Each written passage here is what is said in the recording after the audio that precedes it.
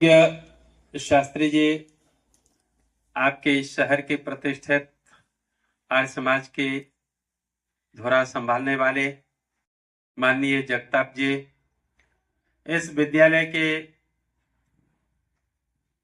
कुशल शासक संभालने वाले धुरा प्रिंसिपल का प्रधानाचार्य,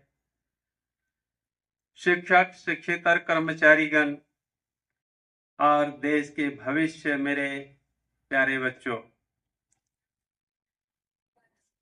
मैं आप लोगों के सामने आर्य प्रतिनिधि सभा के द्वारा आयोजित मानवता संस्कार शिविर इस माध्यम से कुछ मानवता की बात करने के लिए पहुंचे हैं। आप लोग एक प्रश्न कर सकते हैं या मन में आपकी आ सकता है कि क्या हम मानव नहीं हैं, जो हमें मानवता की शिक्षा देने के लिए आप आए हो? जी हाँ, हम लोग सिर्फ मनुष्य योनि में आने से, जन्म लेने से मनुष्य नहीं होते। कोई आकृति मनुष्य का है इसलिए हम मनुष्य हैं, ऐसा नहीं है। संसार का जितने प्राणी हैं जिस योनि में जन्म लेते हैं उस योनि के कहलाते हैं। पक्षी हैं, पक्षी के जन्म लेते हैं, पक्षी कहलाते हैं। जानवर जानवर कहलाते हैं, लेकिन मनुष्य मनुष्य नहीं कहलाते। मनुष्य ही एक ऐसे प्राणी है, वैसे तो कहते हैं 84 लाख योनियां होती हैं, लेकिन उन योनियों में से एक मनुष्य योनि है। और मनुष्य ही एक ऐसी योनि है जो मनुष्य जन्म लेने के बाद भी मनुष्य कहलाने के योग्य नहीं होते, क्योंकि उनको मनुष्य बनाया जाता है। संस्कारों के माध्यम से उनको मनुष्य बनाया जाता है। अगर मनुष्य बनाया नहीं गया तो पशु की तरह, पशु की भांति हो जाता है। पशु का पशु रह जाता है, मनुष्य नहीं बनता, वो पशु बन जाता है। इसलिए आज हम देख रहे हैं कि मनुष्य योनि में आने के पश्चात भी, पढ़ने लिखने के पश्चात भी, सुशिक्षित होने के पश्चात भी व्यसन के आहारी होते जा रहे हैं, दुष्टाचारी होते जा रहे हैं। हर प्रकार के दुर्गुणों से हम लिप्त होते जा रहे हैं। हम मनुष्य नहीं बन रहे हैं पढ़ने के बाद भी। आज की शिक्षा भी हमें, शिक्षण प्रणाली भी हमें मनुष्य नहीं बनाती। अगर मनुष्य बनाती होती तो आप सीखने के लिए आए हुए हैं स्कूलों में, हमें क्या जरूरत थी इस बात की कि हम आपको मानवता की शिक्षा देने के लिए आए? रोज यहाँ शिक्षण प्राप्त करते हैं। आप शिक्षण प्राप्त करके क्यों नहीं मनुष्य बन सकते हैं? अधिकांश जानवर बन रहे हैं, जानवर से भी मैं समझता हूं कि बदतर बनते जा रहे हैं। जब हम अपने देश की स्थिति को देखते हैं, जैसे कलकत्ता के अंदर जो अभी अभी कुछ 2-4-5 महीने की बात है, डॉक्टर बेटी को जो मार दिया गया, क्या वो इंसान का काम है? हैदराबाद में भी एक डॉक्टर के साथ 4-5 वर्ष पहले यही हुआ था। दिल्ली में निर्भया कांड सबको मालूम है। मुंबई के पास केवल 4 वर्ष की बच्ची के साथ अत्याचार करके उसको मार दिया गया। क्या ये मनुष्य है? क्या वो अनपढ़ थे? क्या पढ़े लिखे नहीं थे? विचार कीजिए, ये क्या हो रहा है? आज की शिक्षा प्रणाली हमें कहां ले जा रही है? क्या मानवता की ओर ले जा रही है? इसलिए हमें गरज, आर्य समाज के लोगों को चिंता पड़ी, ये क्या हो रहा है? आज हमारे स्कूलों में क्या पढ़ाई जा रही है? क्या आज की शिक्षा प्रणाली का उद्देश्य मनुष्य बनना है? अगर मनुष्य बनना होता तो क्या यही स्थिति हमें देखने के लिए मिलते? देश में चारा घोटाला हो रहा है, पता नहीं क्या क्या घोटाला हो रहा है, कोयला घोटाला हो रहा है।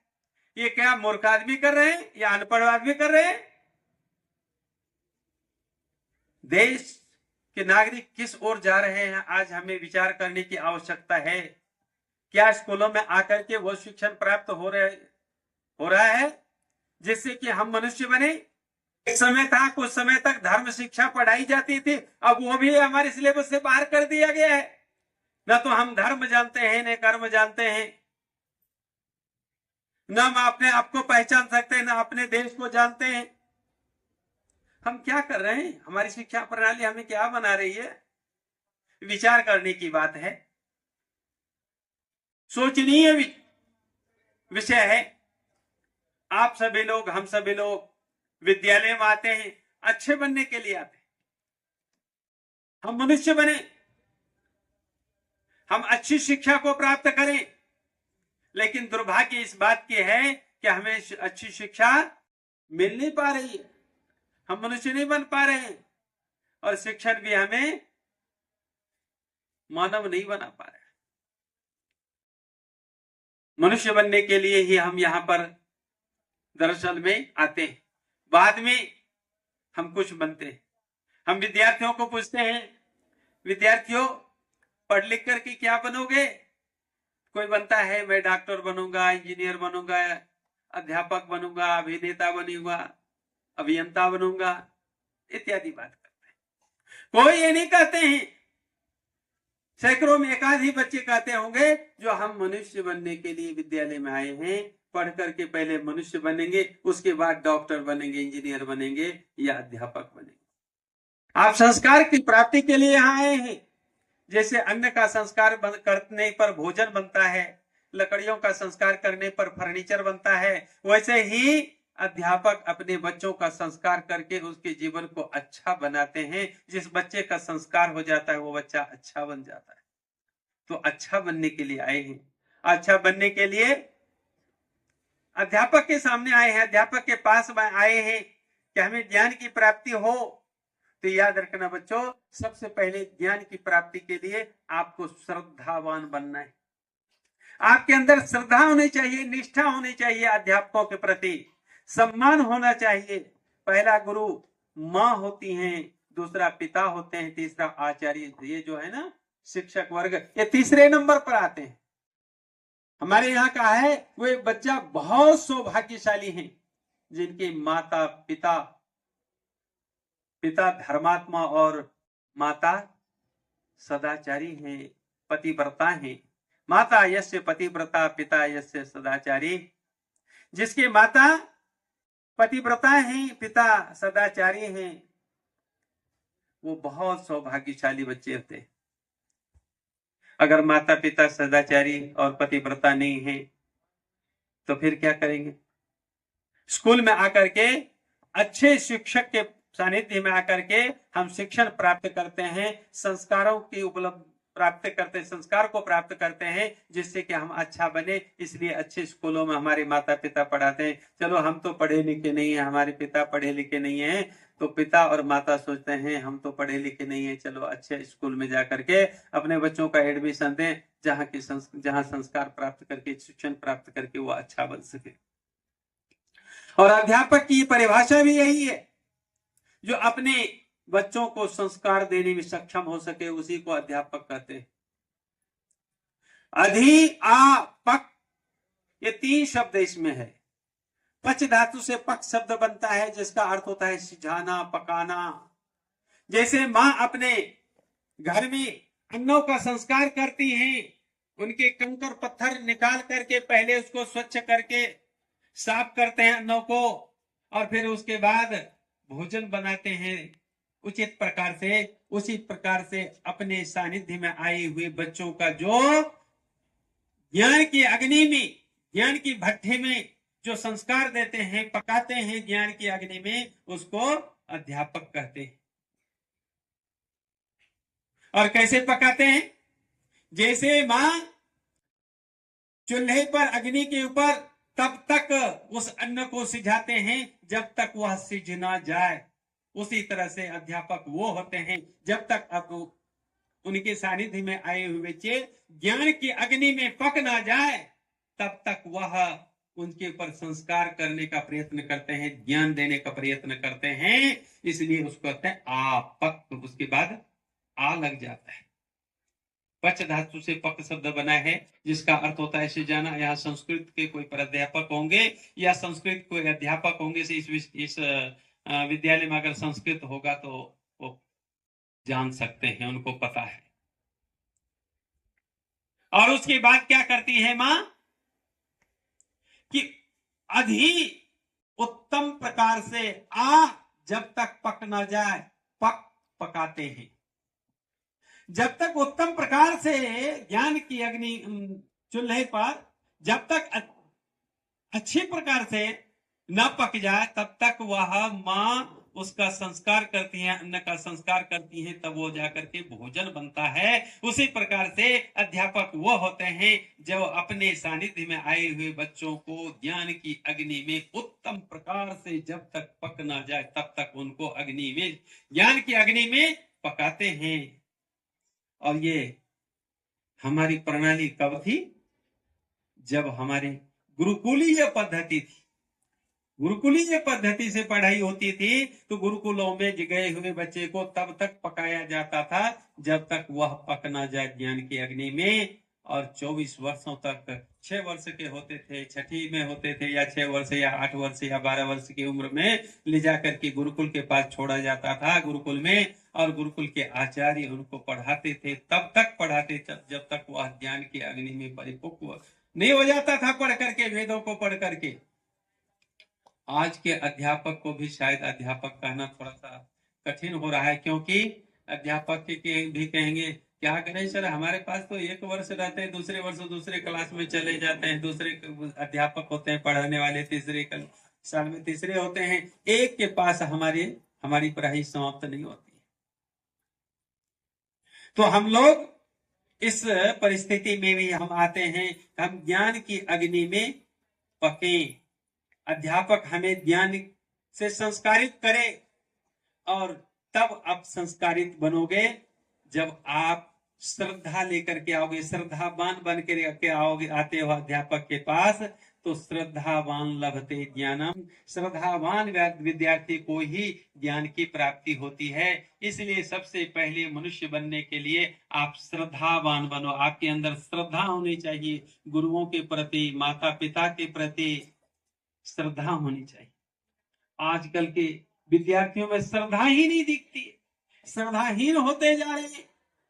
हम कहते हैं बच्चों प्रातः काल उठने के बाद माता पिता को प्रणाम करते हो, तो बहुत कम ही बच्चे होते हैं जो कह पाते हैं कि हाँ प्रणाम करते हैं। अच्छा, आप लोगों में से कितने बच्चे हैं जो प्रातः काल उठते ही माता पिता के पांव पर स्पर्श करते होंगे? हाथ उठाना तो थोड़ा, हाथ उठाना तो बेटा, जो अपने माता पिता को प्रणाम करते हैं, नमस्ते करते हैं, अभिवादन करते हैं प्रातः काल उठते ही।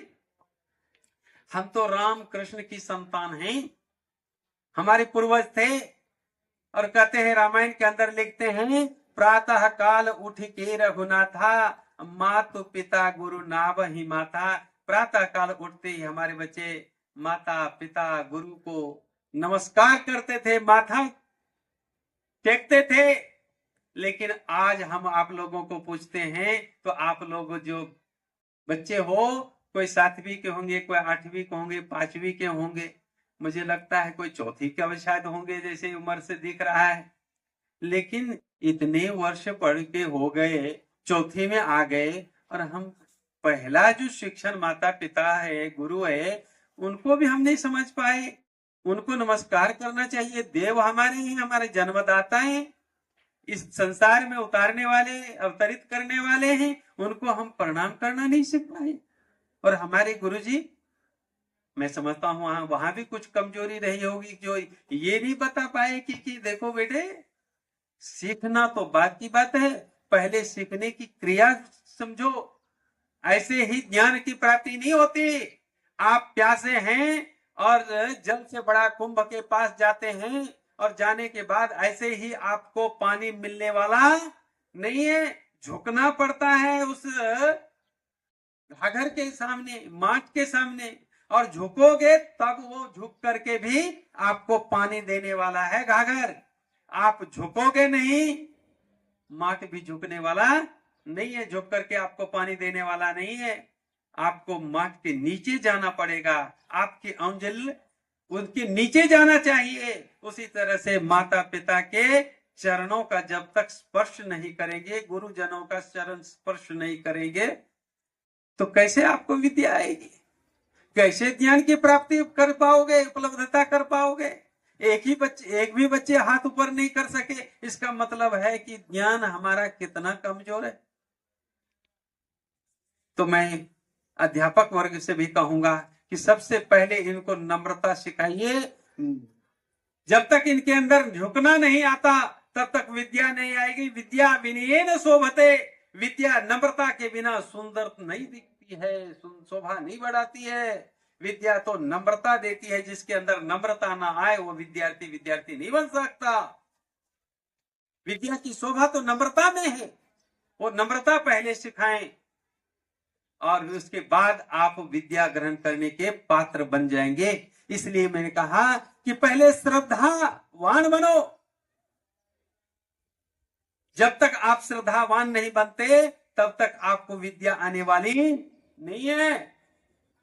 सिर्फ विद्यार्थी बनकर के आए और पढ़ के चले जाओगे, जो गुरु जी ने पढ़ा बस पढ़ाया वो बहुत हो गया, ऐसा नहीं है। क्रिया में उतरनी चाहिए। जो कुछ हम पढ़ते हैं वो हमारी क्रिया में भी उतरनी चाहिए बच्चों। तो बोलो, आज के बाद अपने माता पिता को प्रणाम करोगे?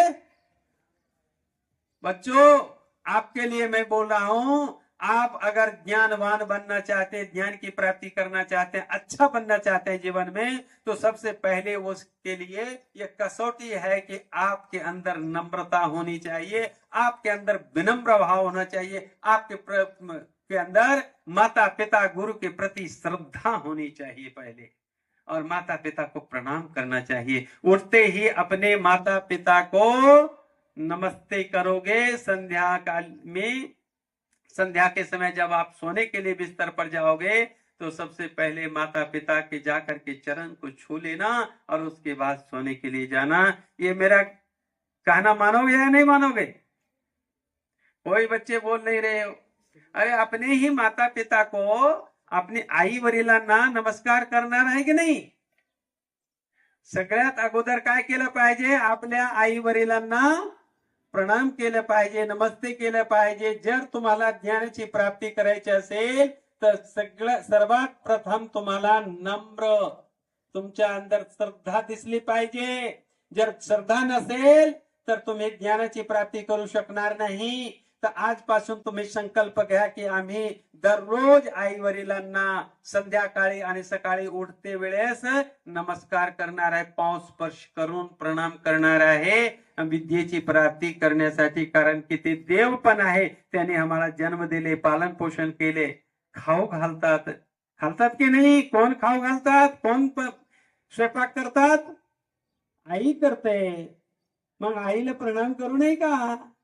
आम्ही 10 रुपयाची मदत कोणाला केली, भक्त आल्यावर म्हणजे संकट काळी, तर ते 10 वेळेस आम्हाला धन्यवाद करतात। बहुत बहुत धन्यवाद सर, तुम्ही आम्हाला मदत केला नसता तर हे काम माझे झाले नसते। आणि ज्या आई वडिलांनी सकाळपासून स्वयंपाक करतात, तुमच्यासाठी डब्बा बांधून देतात की आमचे लेकरू शिकण्यासाठी शाळेत जाणार आहे, त्या आई वडिलांना धन्यवाद नको का? आजपासून करायचे की नाही? सर्वजण एक माझा हे संदेश घ्या की दररोज तुम्ही सकाळी आणि संध्याकाळी आई वडिलांना प्रणाम करायचे, नमस्कार करायचे, वंदन करायचे उठल्याबरोबर, आणि संध्याकाळी बिस्तर पर झोपण्यासाठी जेव्हा जातात त्यावेळेस नमस्कार करायचे। आणि शाळेत आल्यानंतर गुरुजन जेव्हा भेटेल त्यावेळेस तुम्ही हात जोडून नमस्ते करायचे। ही आपली वैदिक पद्धती आहे, याला म्हणतात श्रद्धा। जर श्रद्धाच नसेल तर तुम्ही ज्ञानाची प्राप्ती करणार कसे? मग जर श्रद्धा असेल, तुम्ही शाळेत जरी नाही आलात, कोणी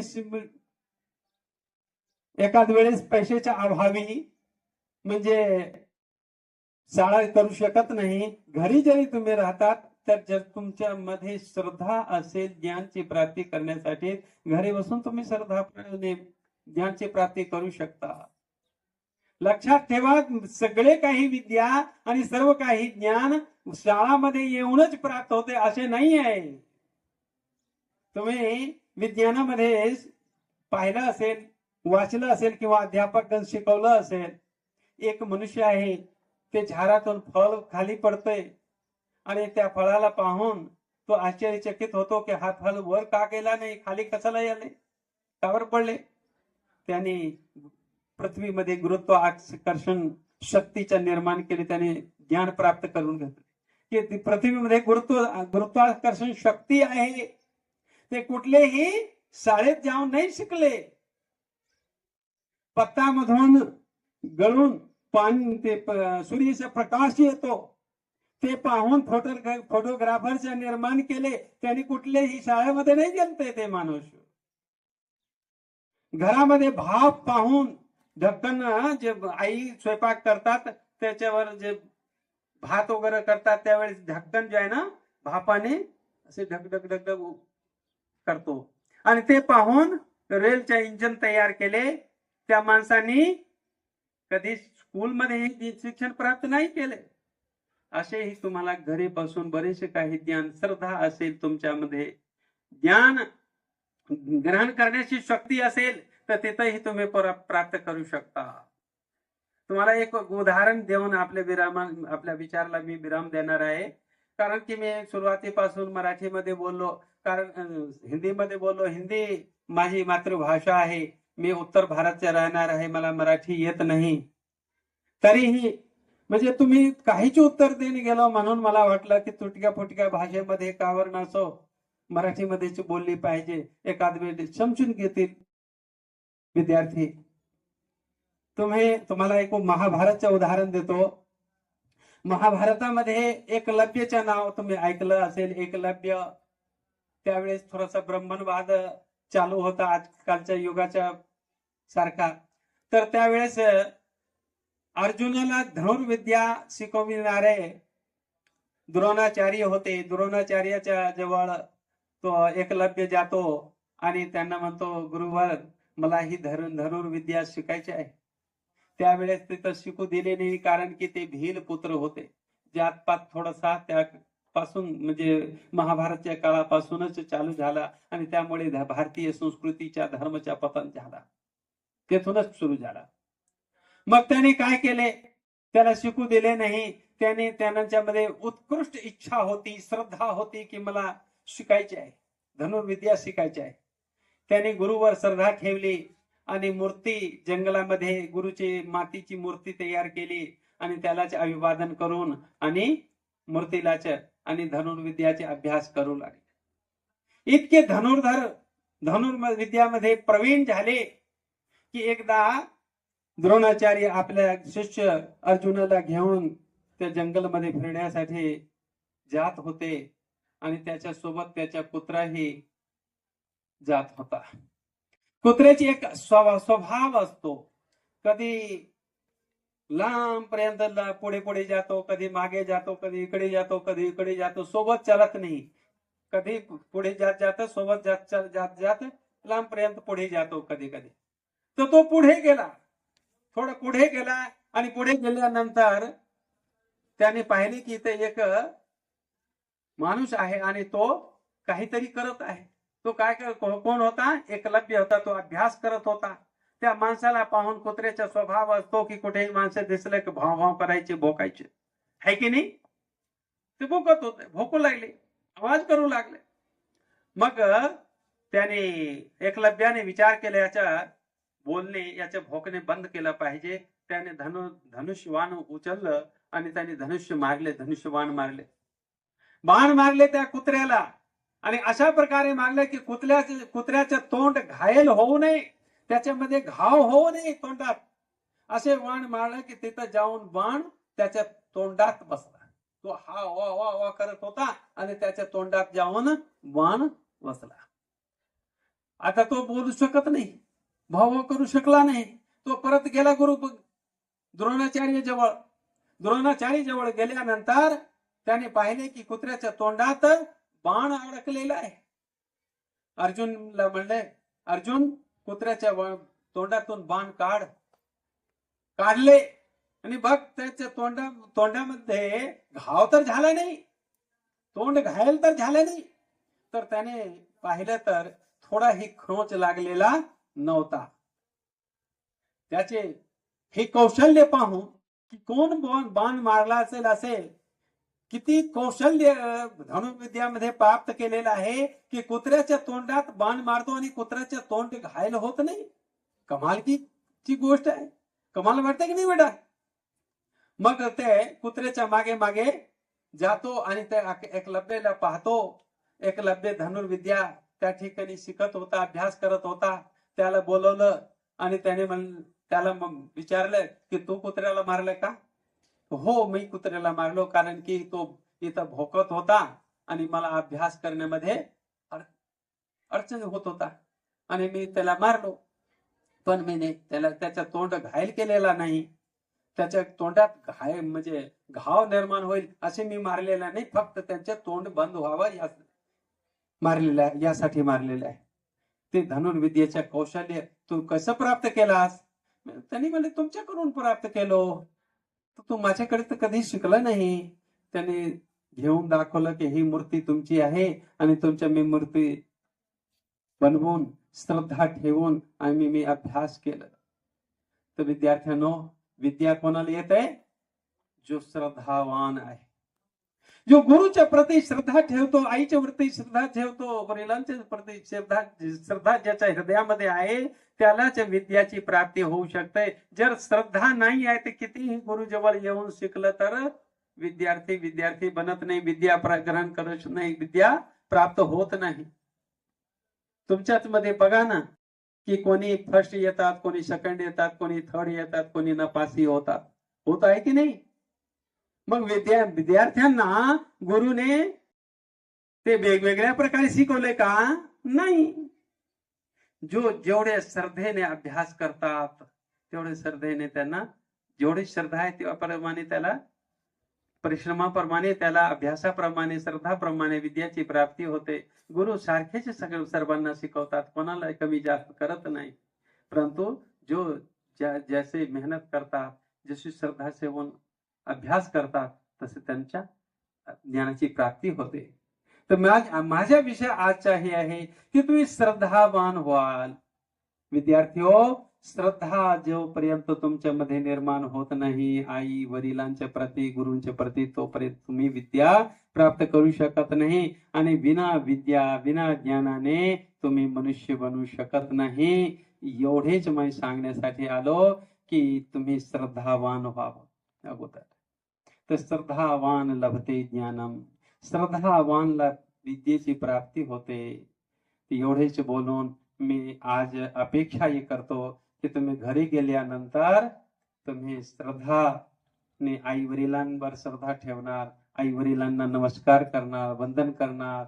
सर्वात मोठा गुरु आहे, सर्वात मोठा देवता आहे. मंदिरामध्ये तुम्ही नाही गेला मूर्ती पूजा करायला तर चालेल, परंतु आई वडिलांना तुम्ही सत्कार करा, सन्मान ठेवा. हीच मूर्ती पूजा आहे.